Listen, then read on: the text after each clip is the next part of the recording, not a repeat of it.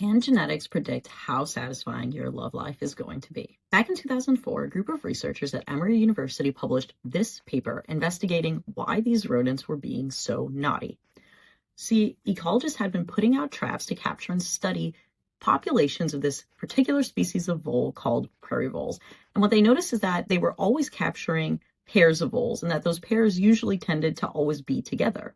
Now, by comparison, similar studies in another type of vole called montane voles were generally just finding voles that were alone or with different partners. Now, follow-up studies in the lab basically found that while prairie voles are essentially monogamous, montane voles were totally promiscuous. Now, this difference is interesting because it gives us an opportunity to study the evolution of mating behavior and to better understand social behavior in people as well. One of the important differences they ended up finding was in receptors for a prohormone called vasopressin. Vasopressin is present in our bodies. It's responsible for helping with water homeostasis and controlling blood pressure.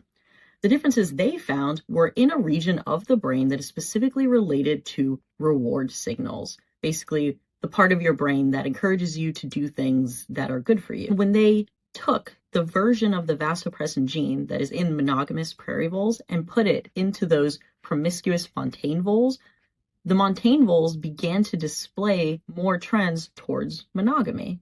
Now, follow-up studies have also found that vasopressin is a key player in romantic relationships and social relationships among people as well. So, should we be genotyping our prospective partners for vasopressin? Well, ultimately, no. While studies have shown that vasopressin plays a role in romantic relationships, the effect sizes are pretty small because there are many different things that come together to lead to a person's relationships. This research is still really interesting because it helps us to better understand how mating behavior changes from mammal to mammal and how molecular players work. So if this avenue of research is interesting to you, I definitely recommend that you join us for our next Brains Explained. We'll be at Coastal Karma Brewing on Thursday, February 19th, talking about all of the lessons in love that we have gained from these cute little rodents and what it means for us. See you there.